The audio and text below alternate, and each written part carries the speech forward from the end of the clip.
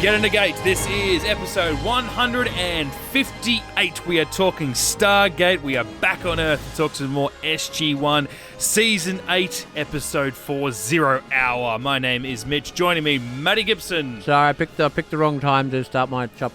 Hold on. Tell us Hi, again. keep going. Chat amongst yourselves. It's fine. No, you're doing well. We will. You just like watching me suck on this lollipop, don't you, Well, Mitch? okay, now you're making it weird. Brendan! Glad you said lollipop. G'day, mate.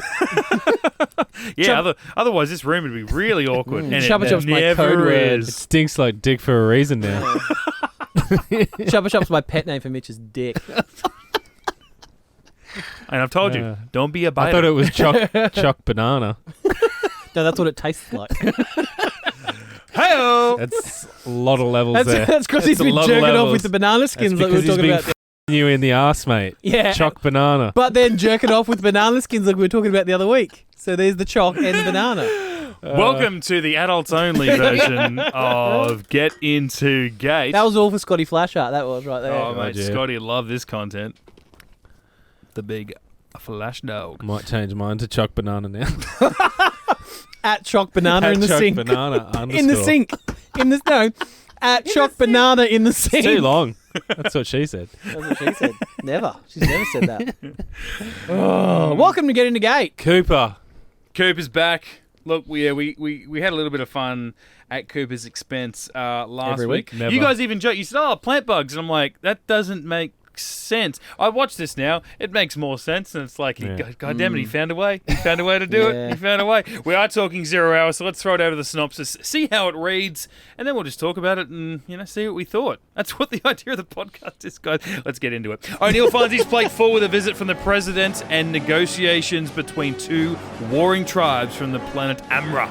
But when SG-1 is captured by a Gould system lord and he's forced to choose between the safety of the team and the fate of an entire planet, O'Neill begins to question his competency. No, he does I'm not. sorry. The Amarans are like D-plot at best. Yes.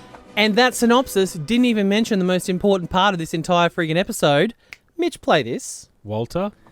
Here, take my Kleenex. Treated me kindly. Daddy left Fade it out, Mitch. early. Mama was poor. Wow. I'd meet Matty a was man surprised he got to and do the I'd girl follow bit. him blindly. He'd snap his fingers, me, I'd say sure. Listen more. Mitch is so lost. I am so lost. Little Shop of Horrors. Maddie and I were both in buddy. productions of Little Shop of Horrors at separate schools. Who did you play? Were you Seymour? I was Audrey too, the plant. I would have pegged you for the dentist more than anything. Yeah, well, I'd already finished high school and they got me back, so I don't think I was allowed on stage with the children. That makes sense. Hello, children. I was Mr. Mushnik because I always got the old man roles. Oh yeah, Yep. Bushlick and Son. I feel like we've Sounds we've gone done over it. this. I've got audio if you want to play it. So you totally missed that joke, Mitch. When Yeah. why can't I talk? I've got all excited. luckily over it hasn't everything. eaten anybody yet. Yeah. Dr. Lee. Well, when Dr. Lee's like, luckily I eat. Well, thank you, Seymour. That's a little okay. Seymour We're Crabble. adding that to the Bond list as well. Oh, Jesus. It's a musical too, so you're gonna love it. Well, the good news is it hasn't eaten anybody yet. Well, thank you, Seymour. Just the pity laugh. He's like, oh, he's in command now. I Thanks, better give him a pity General. laugh. Oh, Yeah. mate, you haven't lived until you've heard Mean Green Mother from Outer Space. I'm doing all right. That got cut from our musical. I didn't sing it. Oh, really? Mm. We had girls doing the voice. We had one girl doing the speaking voice of Audrey, and then Girls a on different stage? Really? voicing a character named Audrey. I was doing my best Eddie Murphy. Oh, from Bowfinger. nice. That's cool. Well, no, they had one girl doing Come the on, speaking Crabbe. role. They had one girl doing the speaking role and then another girl doing the singing role. And they're both seniors because they didn't actually want to be on stage. They actually just sat like in the back row with microphones. Oh. And they got this big guy named Rex, who's this big 150 kilo Maori guy from the football team, and he had to operate the big giant Audrey puppet. It was so awesome. And then I had to crawl between his legs when I got eaten. Yeah, So. I bet you did. Or when you were eating. Oh, I enjoyed it. D's nuts. These nuts. So, here we are. 0 hour. Now, you guys said on our episode, what was 2 weeks ago, but an episode of SG-1 ago, that the whole O'Neill and really questioning, I guess, his tactics and his competency, as the synopsis says about this episode, in lockdown. But we were liking that he was part O'Neill, the Colonel, but also dipping his toes into what it meant to be a leader and the right way to go about a lockdown foothold sort of situation. But you guys said at the time, 0 Hour feels like it should have been, or will feel like it should have taken place before lockdown, because it does focus so much on O'Neill and the very recent promotion that he's went under, which even just now thinking about the fact that, it's only one episode difference, but you would feel like, as a long-term fan of that character, you would want to see as quickly as possible, how is he adjusting? Even not between seasons, because of, what he was frozen, but you want to see that straight away, when he moves his shit in the desk, the first orders that he has to give, the first letter he has to write about a fallen soldier and all that sort of shit. Especially because Carter is even insecure about what he thinks of her. Yeah, should have been figured this out before. Yeah.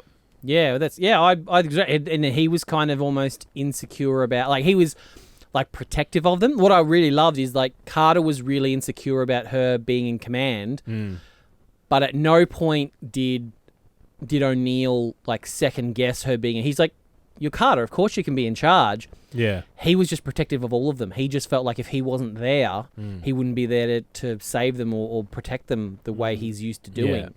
So if he never once questioned her capabilities, he was almost just like, "Oh, I want to be out there with you, but I've got to do all this stuff." And so, I really do think this that's episode the way should have come first. I feel about it too. Watching him stay back with Walter and the new aide that he had, it's just like, oh man. Yeah. I mean, for me, it was still some good hero moments there with Walter, especially.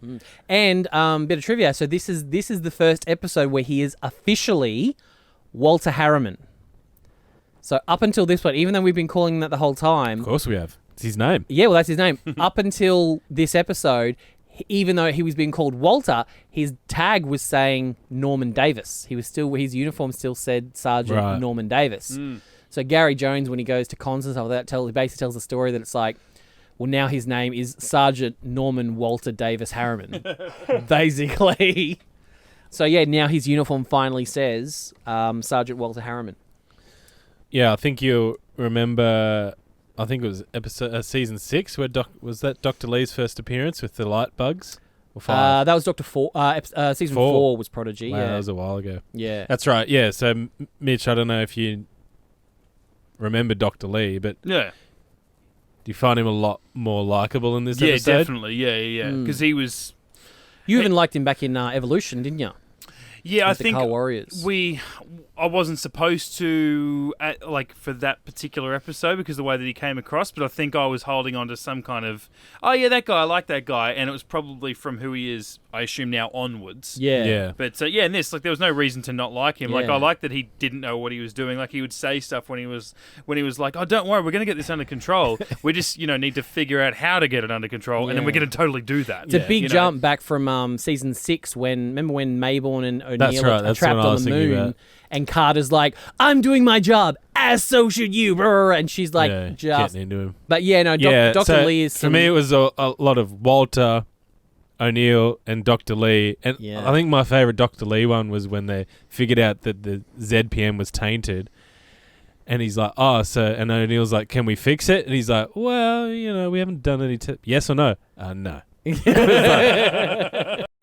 so funny. My favourite part was just how happy Walter was. I can't tell you how happy we all are to have you here. Thank you, Sergeant. Really, really happy. Thank you, Sergeant. One more line, and that changes everything we've ever known about Walter, or at least answer questions that we had never had answered before. I think you get a history of that. Really happy. No, really happy. Really One happy. more line, say, no. Really, it's like, oh shit.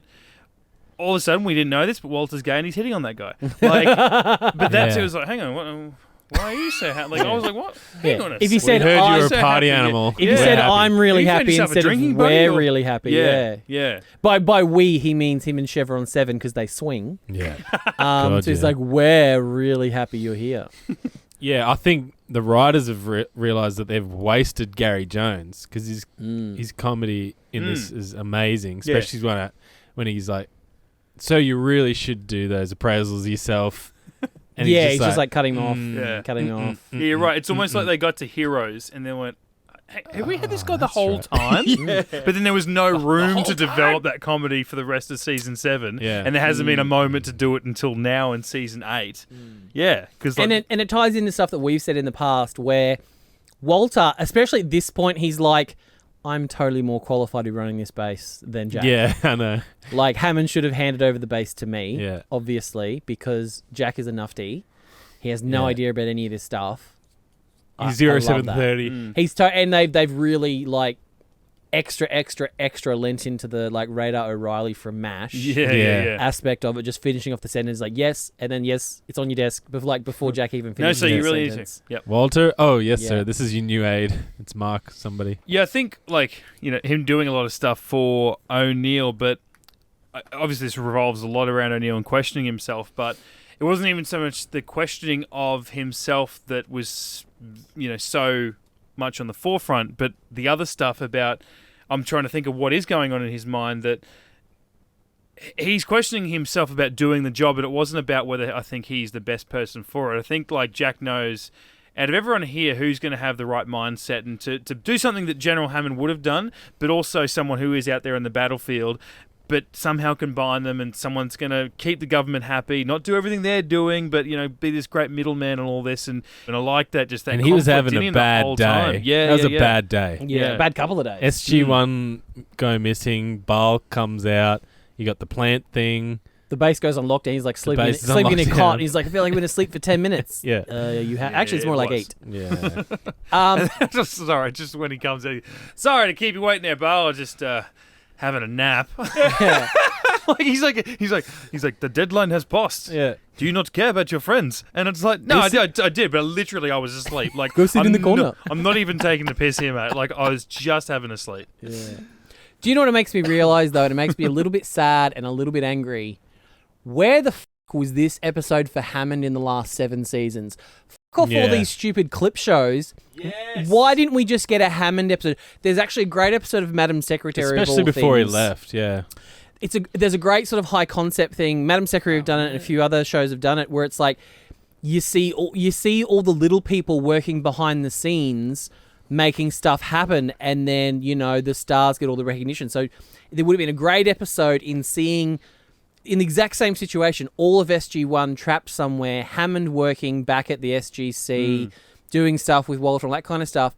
And then at the end of the episode, like, SG-1 all getting medals for doing something amazing. Yeah. But it turns out Hammond was the one that made it happen, but he let them take the glory. Yeah. Where was that episode, really? I wish they'd done that with Don. Massively missed opportunity, yeah. Because it could have been pretty funny.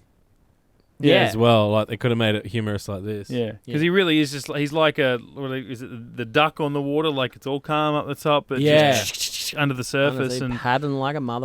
Even before we went to that, like, it somehow just reminded me, and it's not even a part of the films, but, for my, that's one, the MCU, there was a tie-in, like, prelude comic called Fury's Big Week, because... if you're not across the entire continuity of the thing, like Thor, the Incredible Hulk, and Iron Man 2 all happen across the same 10-day period.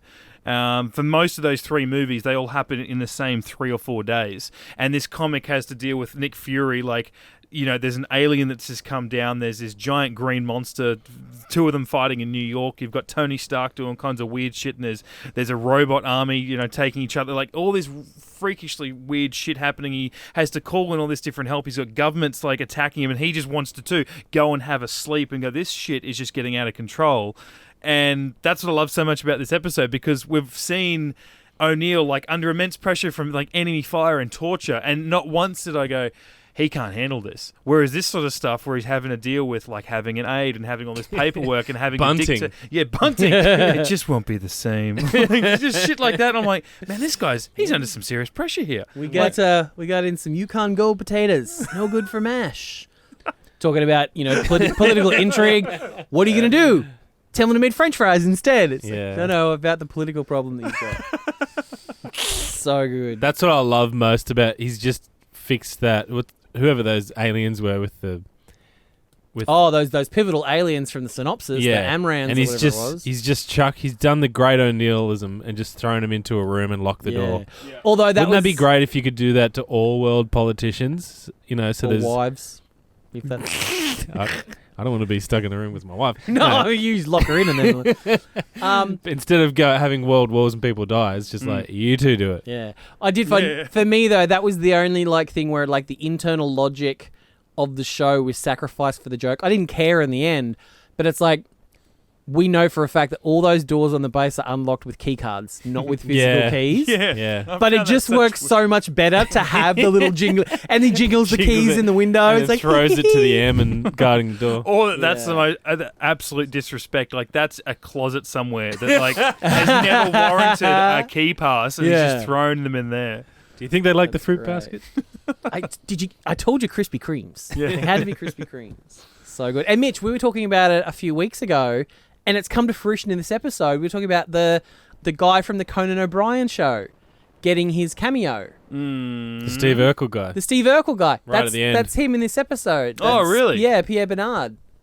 Oh shit! I'd completely forgotten about that. The conversation. Yeah, about it. Yeah. So this is the episode that he's in, and even better for Brendan is the reason he got this gig is because he had this regular segment on the Conan O'Brien show called Recliner of Rage, and it's basically they would just cut him sitting on a recliner, and it'd be like Peter Griffin's you know what grinds my gears. It's basically that segment, and he flat on looked down the barrel of the camera and basically said, Stargate's getting really crap, blah, blah, blah.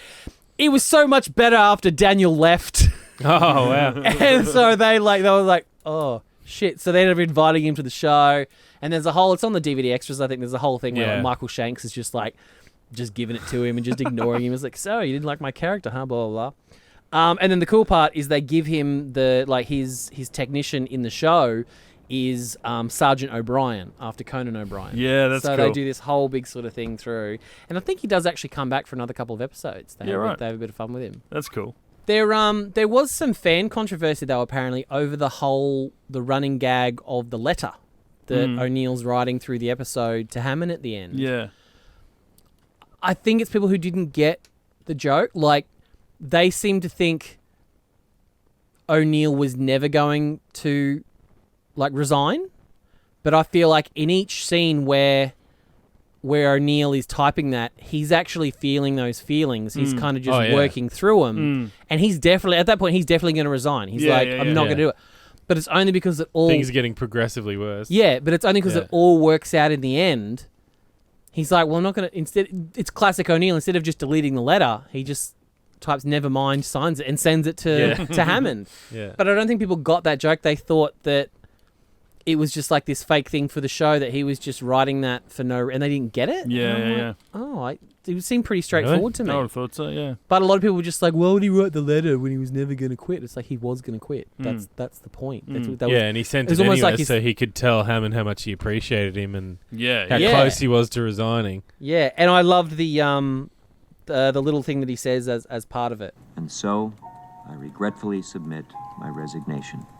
And to be clear, the regret is not so much about the resigning part, but the fact that I was deluded enough to think I had possessed even one iota of the ability needed to fill your sizable and shiny shoes. And shiny shoes. Sizable and shiny. And I had to rewind this. I don't know why, but what the hell did Daniel say? SG-5 and the representatives from AMRA to discuss the pending trade agreement. Oi. Love to stay in chat. Jack, if those rebel Jaffa know about it, it's only a matter of time before Baal knows about it. One day, then. One day. Here comes one negotiation I'm glad I'm not part of. I just had no idea what he said.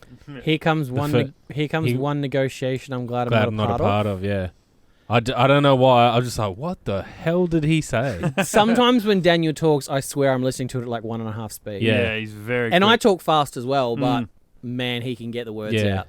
He can get them out. And it's almost like in season 1, 2, and 3, he's doing the James Spader impression where it's like, Jack, whatever, I'm a nerd. And this is kind of like, this is what Shanksy's like, this is what Daniel Jackson does. He talks fast. Yeah. Well, and it's like what we we're talking about back in Enemy Mine, whereas it's like when he has that phrase about the Unas being an honourable culture, and if you don't respect them, all will die. And I was talking about how it's like, if that was season 1 or 2, Daniel, he'd really turn that into this big, long monologue that was all bleeding heart and stuff. Yeah. Whereas in Enemy Mine, he just says it matter-of-factly. He's like, more people will die. That's, he doesn't have to throw. So, yeah. That's why I like the evolution of Daniel Jackson. Yeah. I always feel like it's just Shanksy going, oh, too much dialogue and it means nothing. Just going to say it really fast. Yeah. Meanwhile, Carter's just Amanda Tapping's just like, excuse me, Yeah. mate. I'm still articulate. You bitch. get away with so much compared to what I've got to do. Apparently, the giant plant storyline was pitched back in season 4, and Brad Wright was like, "Nah, Oh, really? Nah, let's not." But I think maybe It's not Cooper. Maybe his attention was divided while they're trying to get Atlantis up and running. So I think it kind of works because it's just a funny, silly thing that wouldn't be a big deal in a normal episode, Yeah. but here it's just like another thing just to tack on top of. Can you imagine real if it was, issues? imagine if the whole episode was about the plant? Oh god, Like Yeah. Like imagine And like the it could've. light. this Imagine like podcast the would light. be a musical. That's what it would be. Imagine the light or entity, but it was just the plant growing through the Yeah. base the whole time. You'd be like, Yeah, oh god, so boring. Yeah, and I think what I kind of like about it, just the humorous side of it, is that it sort of struck me as because of the madness. Every time that O'Neill would go back in there, it'd just be crazier than the time before. Yeah, And bigger, and like the first time where he goes in there and Silas just like hacking through it like he's in the jungle, and Lee's there just like, yeah, don't know what's going on. Yeah. Ah. Is that the Next same ti- scene where there's a blowtorch, or was that the next? the scene? next That was scene, the the next blowtorch, and then he's sneezing. He's like, yeah, we're pretty sure he's using the aircon. There's spores everywhere. And I'm like, that should be worse. You Yeah. should be scared. But it just seemed a bit like those moments, definitely not for you, Matty, because you haven't seen them. And I don't know where you sit, Brendan, but like when you would visit Q's workshop in the Bond movies. And like Bond would go and just pick up like a gun and a something ridiculous. briefcase, Yeah. and Q and his people would be working on the stupidest weapons, and they'd be blowing shit up in their lab, and it's just like stuff you'd never see in a movie. Like at one stage, I think it's a Pierce Brosnan movie, and he walks in, and there's a guy, it might even be Q actually, and he's got like a full plastered leg, and Bond's like, "Oh, what happened?" And he's like, "Oh, I was hunting," and then he presses the button on his wheelchair, and out of the plastered leg shoots a rocket to the other side of the lab, and it blows up a mannequin, and he just hops up and starts walking. And it's like, what's that for? Nothing. You never see it again, but it's just madness. And so I love that O'Neill was the straight man in those scenes. He would go in, he might have a quip, but he was in there going, "Please tell me this is being wrapped up." Yeah, you know what? I think that's why you love Walter and Dr. Lee and Silas so much, because O'Neill is playing the straight guy for once. Yeah. Even though when Bale comes in, he's like, "All right, I'm dropping this facade. F you, Bale." I like that. That's what I like. When he's like, "We can't die out," and I just like the bar was just like annoyed by that. He's like, "What seems to be the problem?" And he's like, "Yeah." I mean, the irony is funny is that if we had Carter here, she would have fixed it up so quick. Like that. No offense to you, Silas. Oh no, none taken, sir. sir. I prefer she was here too, In the basically. middle of this negotiation with a system lord, he's So like, good. "I hope you're not offended by the fact that he's, oh no, don't worry about me, sir. We'll talk about it later." And Buzz like, "I'm hologramming, guys. Like, come on, I'm threatening to kill your friends, yeah?" He's like, yeah. Wait, I just woke up and I thought I hurt my friend's feelings. Sit down. And just on the Q thing, I do have a Q as well, but my Qs don't have gadgets. My Qs are omnipotent. Oh god, that's one. Oh, is it? Yeah. Oh, shit, see, I didn't know that. They're fun though. They're fun. I bet they are. All right, camel ass. Old Camelass. That was just a weird thing for him to come in all of a sudden. It's just, I think there's just so many things going on. Maybe that's why it worked, but Yeah, I mean that has to go back all the way to Lost City, doesn't it? yeah. Not Lost City. New Order. Oh yeah, the start of this when season, which Weir's was in only it. 2 episodes ago. But when you think about as viewers, we're getting used to Atlantis because on TV they're playing SG-1 and Atlantis back to back. Yeah. Camillus was like a brand new System Lord Lord. brought in. Like if it was you that had been taken hostage, and then he was Me. the one you. Oh. If you'd have been taken hostage, and then he was the one wheeled out here, it kind of would have been a bit more recognition. But given that we only had he was brand Camillus new for- and he had no ships. yeah, So it's, not very memorable. yeah, but some nice pipes, some nice guns on him. So Oh, yeah, God, yeah. You know. Cammy. Old Cammy. Cammy. And yeah, and then he went on. I don't know if this was before or after he did Andromeda with Kevin Sorbo. Oh, yes. And Lexa Doig, who joins Stargate in season 9. I just like that moment Dr. where Bland. Dr. Oh, I don't mind Dr. Lamb. Well, I guess we'll cross that bridge when we come to it. Okay, Am I right, Braytac? Okay, so no spoilers. Everyone close your ears if you do that. Oh, not again. You can't do this. Dr. Lamb or Vala, you've got to have one. Vala. Oh, okay. You're okay with Vala. Yeah, I like okay. Vala.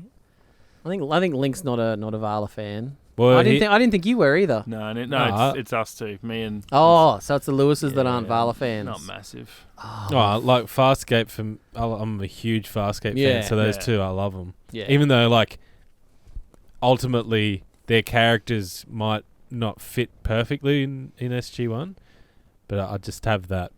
Yeah. That Same. love. Same. Love them. Colonel, have your team ready. Yes, sir. Isn't it already too late? General O'Neill was once captured by Ball. He was tortured, killed, and brought back to life using a sarcophagus more times than you would care to imagine. SG-1 never gave up then, and General O'Neill won't now. There isn't a man or woman on this base that would. A simple no would have 10 sufficed. hards. Who was 10 that? hards. That was Reynolds, Colonel Reynolds. SG3? Oh, the SG2 or 3 SG3 leader. You know, I feel like hearing that now, he played that super, super serious.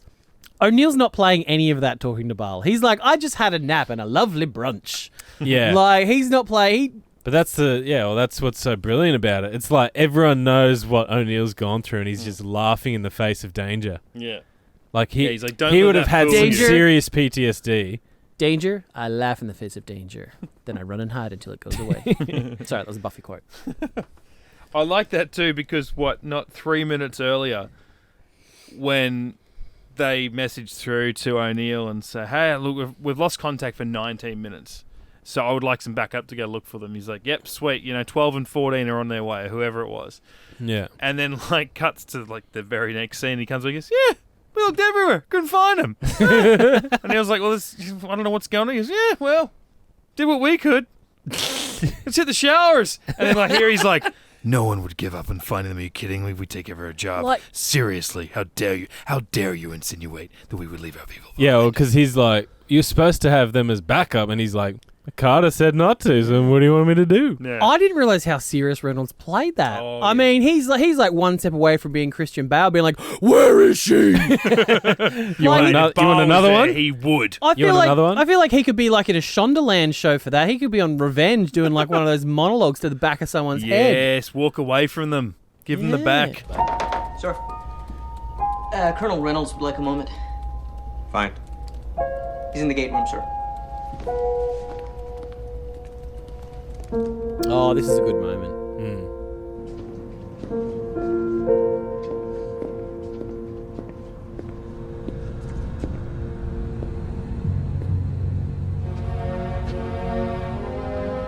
What's going on? General, we just wanted you to know, whatever you decide, we're behind you 100%. You just need to give the order and we're ready to go. I know you are, Colonel. Thank you.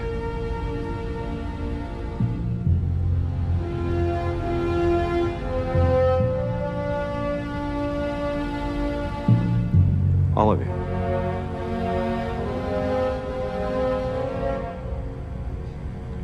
Dismissed. Scotty Doo. That was a good moment. The only thing that ruined that moment for me was just this little logistical plot hole in that they all cheated towards that one blast door. What if O'Neill came in the one behind, like the other one? Yeah. And also, the blast door was open to the control room. Yeah. So if O'Neill had come down the spiral staircase to seen get them there, all. he would have seen them all. It relied on him taking the long way Yeah. to some other set of stairs to come round and take that corridor.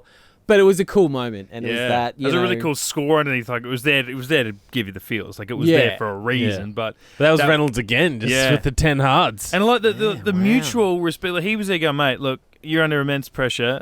Whatever you decide, like he's there just loving O'Neill. I loved the subtlety in that conversation where it was supposed to all be about them loving him, but instead I think he gave just as much back. I'm starting to lean towards Silly Town, and I'm thinking, with Reynolds being that hard this whole episode, is he banging a member of SG-1? Is he Teal'c. Well, that's what I'm thinking. I'm like, well, Carter's still with Pete. Yeah, is she? Yeah, Okay. She's still with Pete. No, Pete's still Reynolds. Pete's still kicking around. Daniel, I feel like Daniel's out of Reynolds' reach, really. Oh, yeah, mate. He won't be going to the post office. Teal'c, you know what I mean. Teal'c, though. I mean, Teal'c's got his new apartment off base. Yeah. He's looking for ways to Party fill the day. time. You know, maybe after one too many Kellner Reams, he and Reynolds just, put these party pants on, mate. We are ready to go. Just gave him an old Tritonin injection and ready to rock and roll. Yeah, well, call me daddy anyway. I'm a big daddy. Yeah, that was pretty so cool. Good. It's kind of a throwback to Wormhole Extreme when O'Neill's talking to Baal, and then at the end of that, he's like, I think it was that the aide said, is it right to provoke him? And he's like, it's what I do. Just like the Colonel in Wormhole Extreme. Oh, it's what I do. When he had that exchange with Baal himself, and he was like, are you mocking me? And he goes, Baal, mate, please, we go way back. You have to know, of course I'm going to mock you. Like, it's just... Go sit in the corner and cross your legs. Yeah, cross your legs. Do it. You must. I just want to see, like, that's the other side when, like, have an episode about Baal or the other system lords where they go and make those calls to SG-1 and get absolutely spat in the face by O'Neill, and they come back and they're like, he's just so rude, man. He disrespects me. Well, yeah, I actually would love to see, like, the camera flip, because if you think about it, Baal is standing, like, on we presume, like, a platform in the middle of his hatak or his base or whatever. Well, he shouldn't be able to see O'Neill, though. No. Because there's not he hasn't got a camera in the gate room. I mean, he I'm makes thinking eye about contact. They he watches him come in and stuff like that. So it's very advanced. Very advanced. Yeah. And I mean, when back in the end of season 5, after Daniel ascended and Carter was using the Asgard hologram, she could hologram in and talk to them and look at Jack and Teal'c. So maybe it does put a little facade. But my point is, it's like, surely, like, there'd be other Jafar in the room while Baal's talking. They're just seeing Baal's side of the conversation, and they're like, "This guy's not a god at all." Yeah, like, are you mocking me? Are you mocking me? Thumbs up. Yeah. Don't you want to see your friends? he's like whoever he's talking to doesn't give two shits about him. I'm talking to myself. And then I'll show you. And I do want to see what you're talking about, Mitch, about the scene where the hologram deactivates, and Baal is like, this fucking prick, this fucking prick, he's calling my bluff. He's an arsehole. What an utter arsehole. I think I like all the O'Neill stuff and the base stuff. The thing I dislike about this episode is the whole red herring, the bait and switch at the end. You think SG-1 are captured by Baal, so all the serious shit that Reynolds is saying and the feelings that Jack is feeling, I feel a little bit ripped off because they weren't actually captured by Baal. They were just stuck in Anubis's ring room. Yeah. For lack of a better word. Love to be stuck in his ring room. That's right, mate. It's a right conversation to follow. Lois Lane gets stuck in his ring room all the time. I bet she does. Oof. And yeah, the whole idea is like Baal got the radio frequency from SG-3. Yeah. Like, really? And he just heard some of the chatter and bluffed his way through the rest of it. And it's like, oh. So, yeah, it's so dumb. Yeah, I think it's kind of like the same way people had a lot of issues with, was it the other guys? I know Avenger 2.0, that was supposed to be a big thing. And then right at the end, O'Neill and Teal'c show up in the Alkesh and they're like, we got bored. Right. We got bored and saved it ourselves. And people were like, oh, that sucked all the peril out of it. So yeah, I can see where you're coming from with this same kind of thing. Yeah, because I'm thinking, man, they're those three.